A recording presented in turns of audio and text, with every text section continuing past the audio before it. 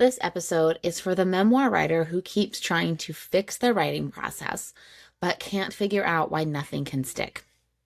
Today, I am sharing the framework that I've built after years of working with memoir writers and doing my own deeply uncomfortable work as a writer myself. A flowing creative rhythm comes down to the alignment of 3 puzzle pieces. When even one of them is out of alignment, you will feel it every time you sit down to write.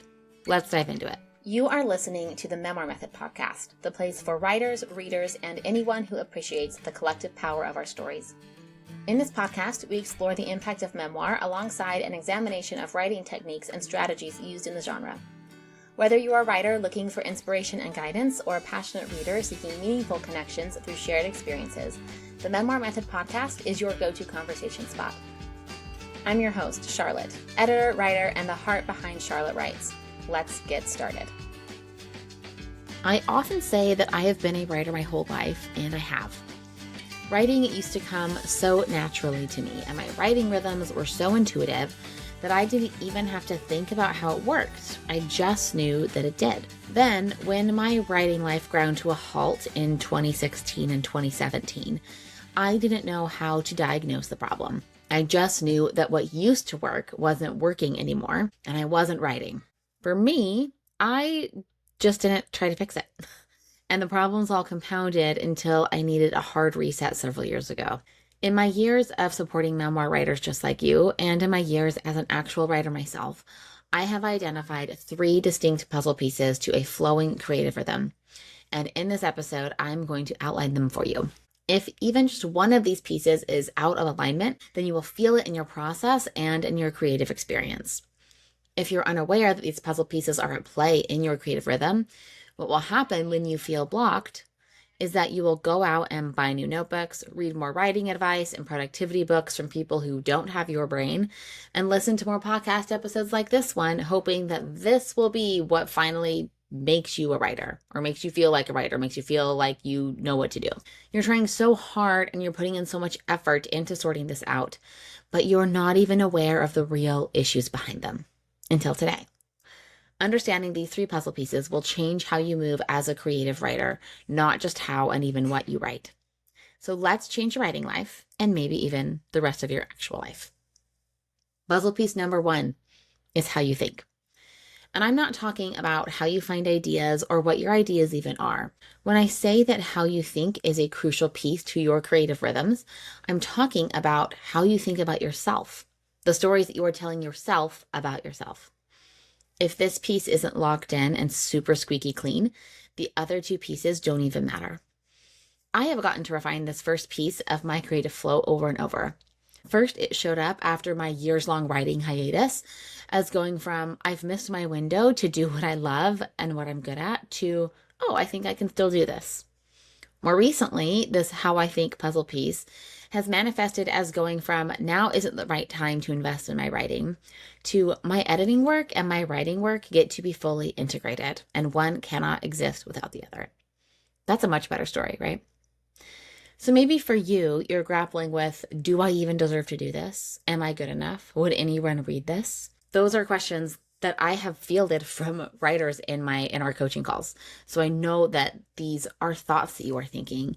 And these aren't questions that you're asking yourself exactly, even though I phrase them as questions. They're actually stories running in your subconscious over and over, determining the course of your creative life and halting it before you can even get started, before you can even get some momentum going. These stories are active programming that's determining how you show up every single time you open your manuscript.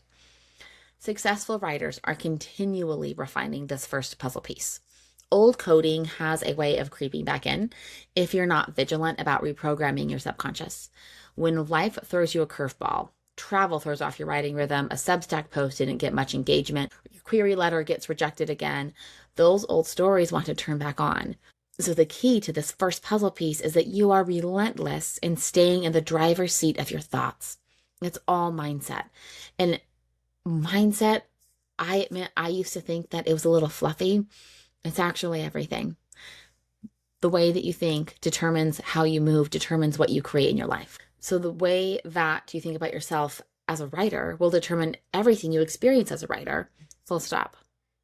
This first puzzle piece is essential to understand and integrate well. Puzzle piece number 2 is what you consume. This puzzle piece is perhaps the most underrated of all three. Your consumption as a creative will determine what you create. And this is maybe underrated because it's sneaky and it's difficult to change. Everything that you consume is an input. These Substack newsletters you subscribe to, your For You page on Instagram or TikTok, your Instagram feed, your email inbox, your happy hour conversations with friends, the TV shows you watch, the podcasts you turn on, the music you play, everything is an input. Creative writers who actually write, and especially creative writers who publish their writing, are highly intentional about their inputs. My best creative seasons, my best creative work comes when I use my inputs wisely. Every input that you consume is contributing to your creative field and affecting what you produce. When your inputs are off, when they're out of alignment, your outputs will be too. And the slippery thing about inputs is that we need them. Creative work is most often a response to an input. But if we are not careful with our inputs, then these inputs will actually dilute your creative energy and your creative flow before you even get started trying to write anything. When those inputs are out of alignment or even oversaturated, you feel foggy, flat, and creatively unavailable. I can speak to this from experience. There have been many, many times in my life where my inputs are off, where they are not actually serving the creative life that I want to live. Often, writers will interpret that foggy, flat, unavailable feeling as writer's block, but really it's an input problem. So an input problem can show up in several ways. Consuming other writers' work to the point of comparison failure, where you feel smaller rather than inspired. Puzzle piece number 1 is also at play there. Using writing podcasts, craft books, and pretty carousels on Instagram as a substitute for actual writing. This is where you tell yourself that you're learning about writing, you're learning about publishing instead of actually writing. Are those resources helpful? Absolutely. They can be very helpful, but they're useless if you don't take them into your actual writing. If you don't actually go write, then they're not doing anything for you. Maybe you scroll as emotional regulation instead of consciously regulating your nervous system. And you know you do this because we've all done it. But is your scroll helping you or numbing you? Creative work does not come from a numb mind. It does not. Maybe consuming news and current events to the point of overwhelm, discouragement, and nervous system saturation so that you've crowded out any creative bandwidth. That is one way that your inputs can be off. To this point, I personally find it important to know what's going on in the world, but it is also a lot. So the trick here is to be mindful of both your sources and your energy and the time that you are devoting to those specific inputs. Even conversations with friends and family can yank your inputs out of alignment. Always be paying attention to how you feel around the people in your life. And if there's a misalignment there, be conscious of what you're contributing to the dynamic. Minding your inputs isn't about going off the grid and removing your digital footprint. It's about being highly intentional with what you are consuming and how you feel when you are consuming it. This will change how you move in your life. It will change more than just your writing. It will change who you interact with, the conversations that you have. It will change everything. And that's maybe why it can feel so intimidating. But this is one of the surest ways to get your creative rhythm back into a place where it feels good to you. You get to be highly intentional with what you allow into your creative field. And once you fine tune those inputs, your outputs will flow so much more naturally. Puzzle piece number 3 is how you work. Now we're finally to the actual writing. If those first 2 pieces aren't in place, what you think and what you consume, then this third one doesn't even matter. How you think and what you consume all pave the way for dialing in how you work. Your writing practice will only work for you if it's made for you and your brain. All of that writing practice, advice, and productivity culture can be helpful to a point, but it's also very subjective. You cannot run someone else's creative operating system without considering your own wiring and then be surprised when the system isn't sustainable for you. You are wired to create in a specific and unique way.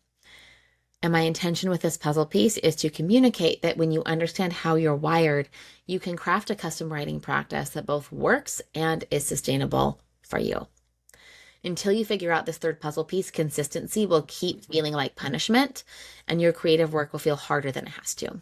What you want is a writing practice that works with your brain, your body, and your energy, and is flexible and adaptable enough to fit into your life. A writing practice isn't a schedule. It's not even a routine necessarily. It's a relationship with your own creative rhythm, and it requires your attention, adjustment, and consistency. Here's what happens when all three pieces work together.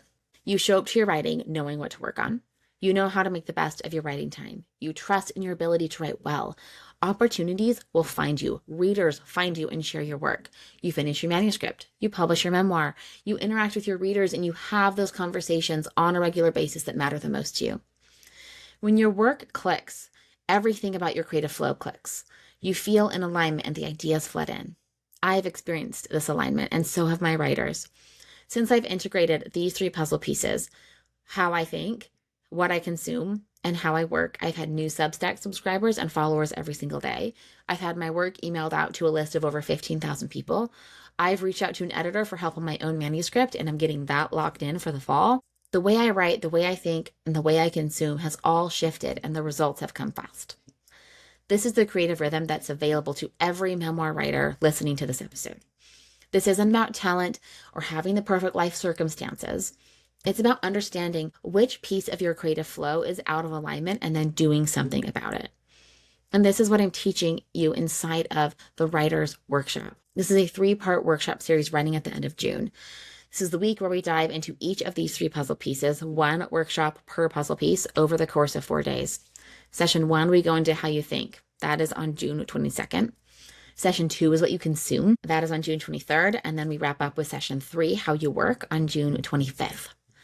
It is one thing to listen to this podcast episode and have me explain to you what's actually happening in your creative rhythm and why it's not working. But what you actually want is to integrate this information in a sustainable, personal, custom way. And that is what the Writer's Workshop is for. We're going to go deep, we're going to change your creative life, and we're going to change it fast. We run live next week. If you're listening to this episode the week it drops, replays will be available. The Writer's Workshop is $77 through June. And after June 30th, this workshop series jumps to $222. Each workshop will come with integration work so that not only will you understand these puzzle pieces on a new level, you'll also know how to apply them directly to your creative life right now.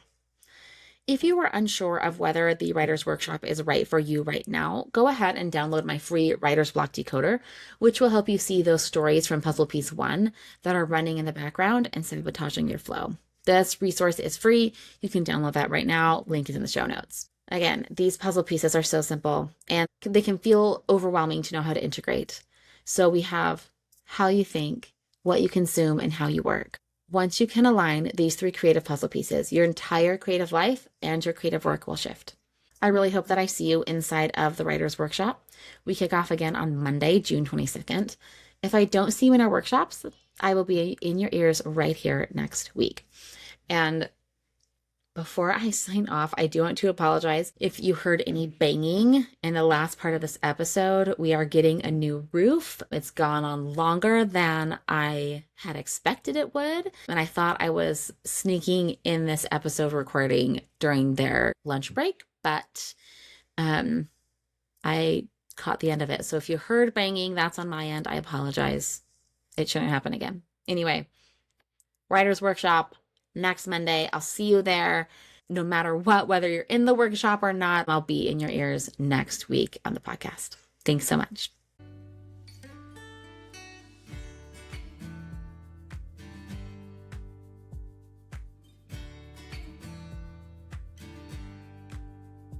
You've just listened to an episode of the Memoir Method podcast.